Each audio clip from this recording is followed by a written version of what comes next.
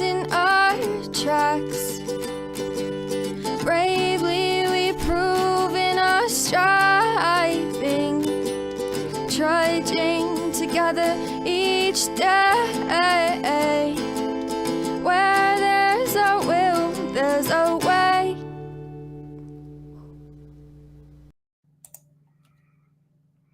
I made it. It's still morning.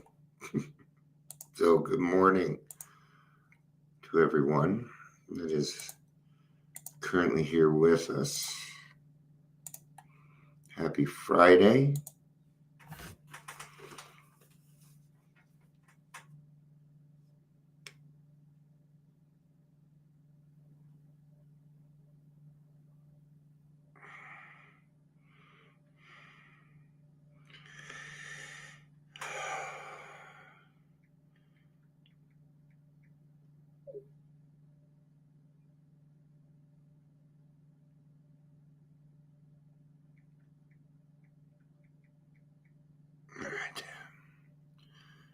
And I know I'm like really late from what I posted, but kids needed to talk and need to figure some things out. And yeah, they're kind of a priority. So yeah, took an extra half hour. So hi, Ingrid. Hi. You know, I think this is a great topic. Because I'm one of those people that tend to be overly sensitive about things. You know, I'm the kind of person I feel very deeply. Because I've been through a lot of things, and I know what it's like to be pushed around, to be put down, to be put away. They have an uncle, Uncle Alan, and Uncle Alan has not been treated very nice by the family. Been treated great by us. I don't treat him any. The thing is, he's a little different, right?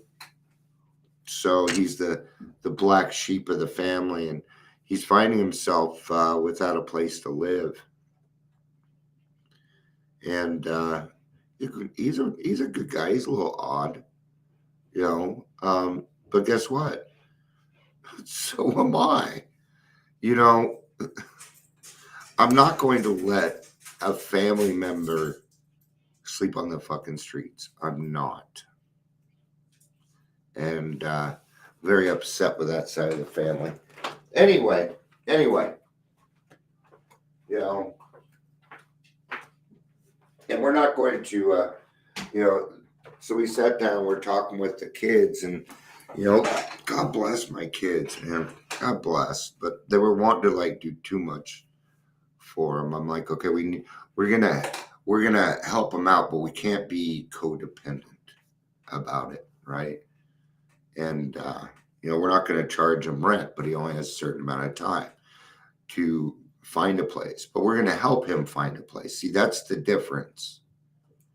That's the difference. We're going to help him find a place.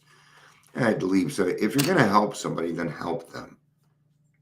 Okay? He doesn't have the means. He doesn't have the wherewithal to get all that done.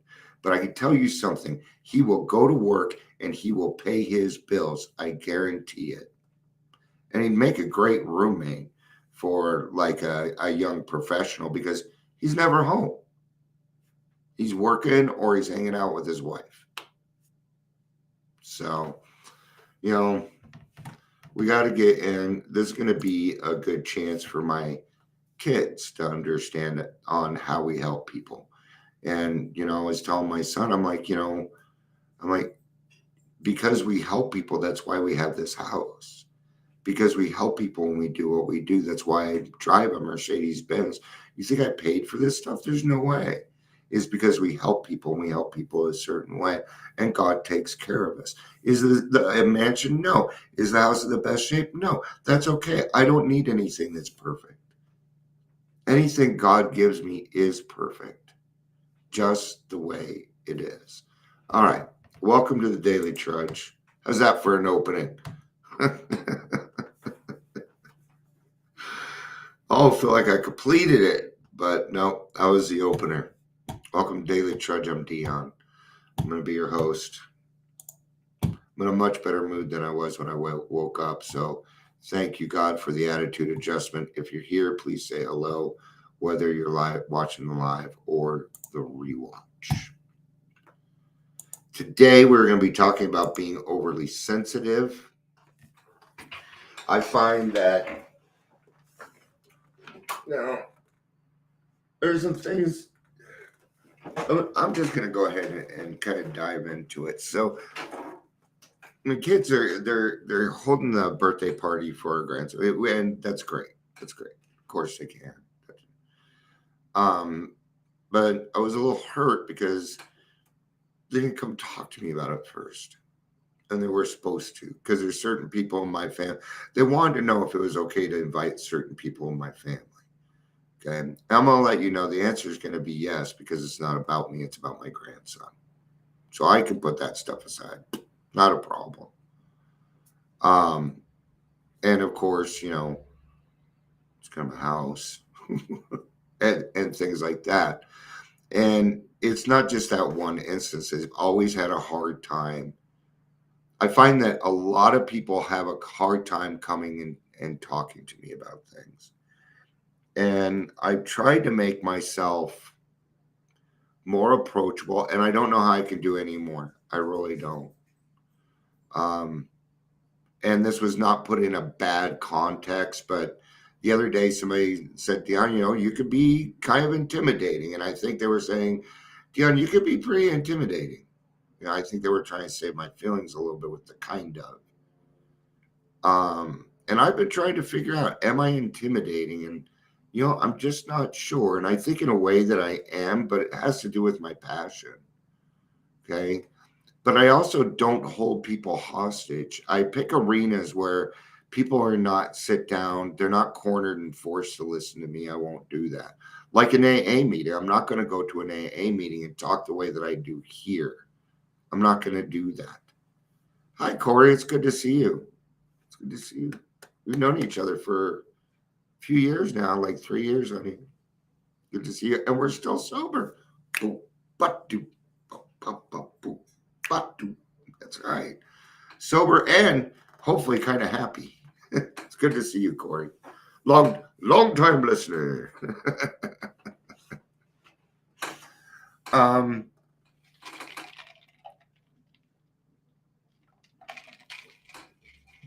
So yeah, I've been trying to figure out, and the other thing is am I being overly sensitive to this situation?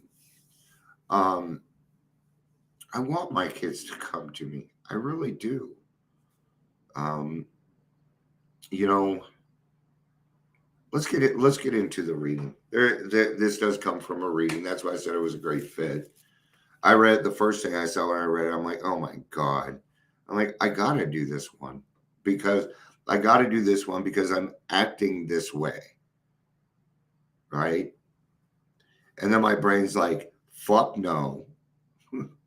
We don't want other people to know that we're weak little fucks. See what our brain does to us? And try to talk me out of doing this. It didn't work. It never works. Not with that. Going out and going to places, yes. All right. In our first few weeks or months in the program, our shaky emotional condition sometimes affects our feelings towards old friends and family.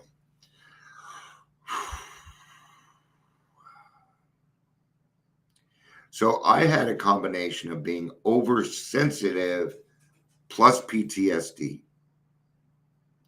That combination, it put me on, I did not relapse physically, but I did relapse emotionally, mentally, and spiritually for quite some time when my PTSD hit. Okay. So a lot of this has to do with managing my own emotions. You know, Let's get into a little bit more reading. I'm sure we'll bring it up. Okay, for many of us, these relationships heal quickly in the initial stages of our recovery.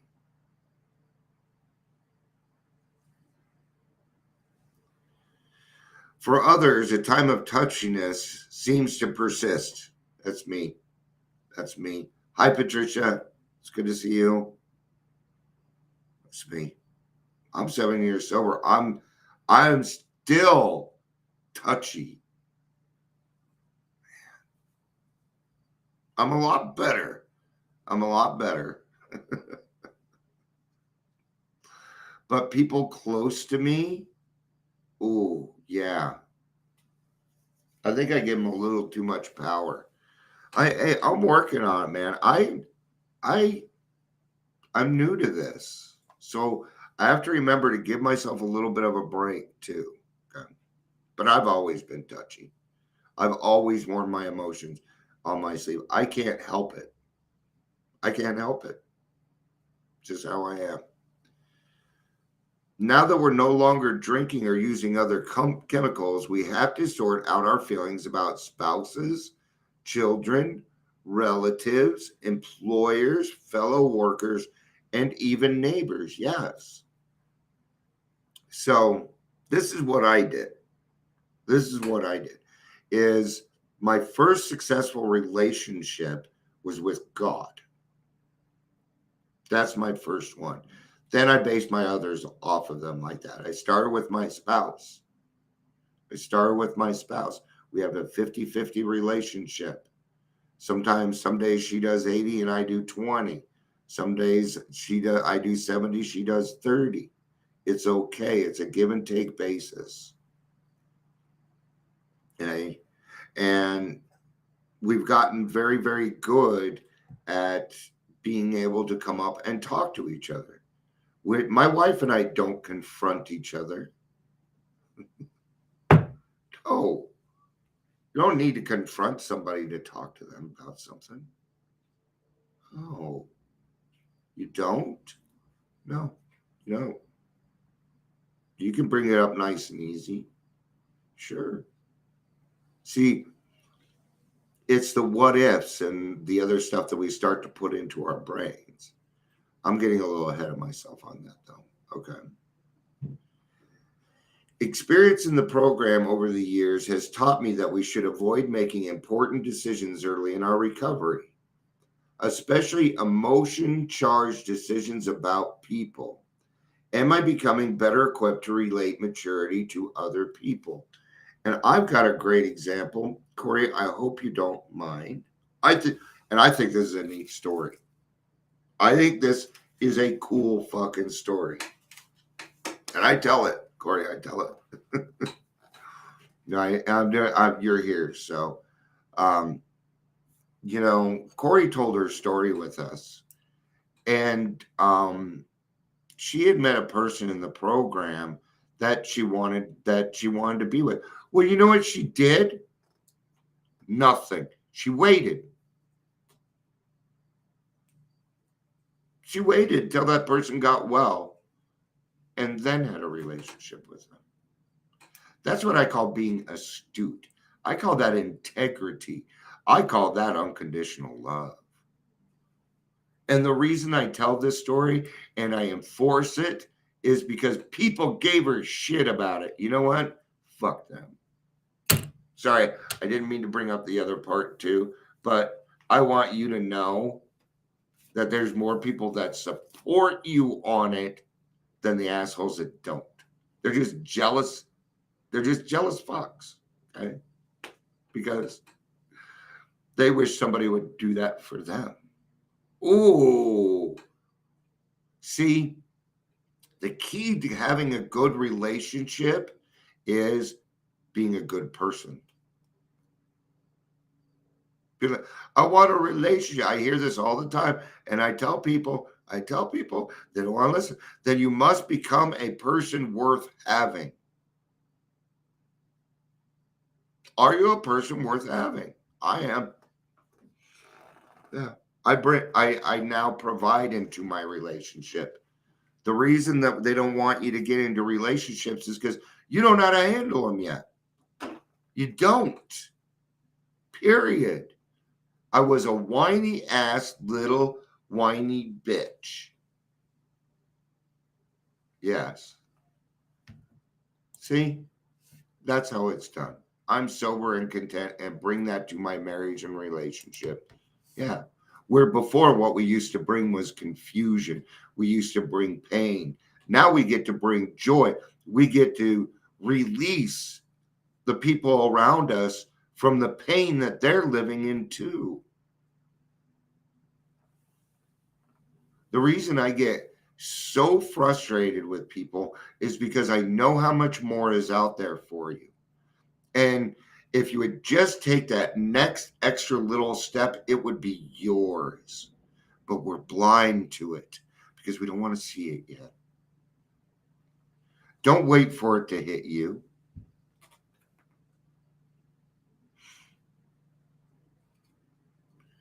God, help me through my edginess, the confusion of refeeling and rethinking my relationships, the getting it all together stages of my recovery.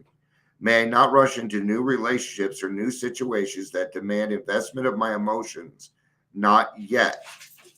Today, I will remember no entangling alliances too soon. Okay. What are some of the other things that we should not do? We should not move. If we can be avoided, unless they're homeless, then yes, let's move. Okay. Moving. Divorce. But that can't always be helped. New job. New job and or new career. Okay. See, when we get into the program and the alcohol or the drugs or if something else is taken away, our brains now say, okay, I'm going to go for the next easiest thing to appease that big hole in my stomach. And it's going to be one of two things. It's either going to be sex or money. That's usually what happens. Unless they have another addiction, such as gambling or porn or something, then they will start to double down on that.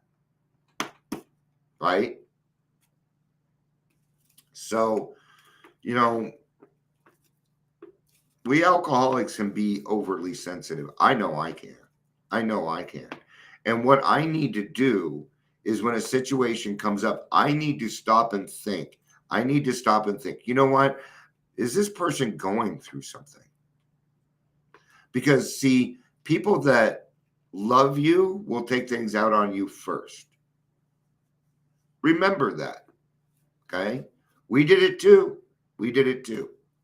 It's because of abandonment issues. Because we think those people won't leave us. But any person can finally have enough. You know? So this is about growing up. It's about understanding that, yeah, maybe people did do things to you, but at the same time, we've got to take responsibility for our own actions and our own emotions. Once you can do that, your side of the street is clean. And then you get to do kind of whatever the hell you want to. But you'll find that what you want to do is help more people. So, all right. I'm gonna go ahead and end it. I'm sure some people want to get to some noon meetings. Trying to figure out if I'm gonna go to one or not. I don't know. I'll be going to my 3 o'clock, but I don't know. All right. Thank you everybody for being here. Corey, again, it was good seeing you again. I love you all. No, I do. Peace out and have a day. Bye-bye.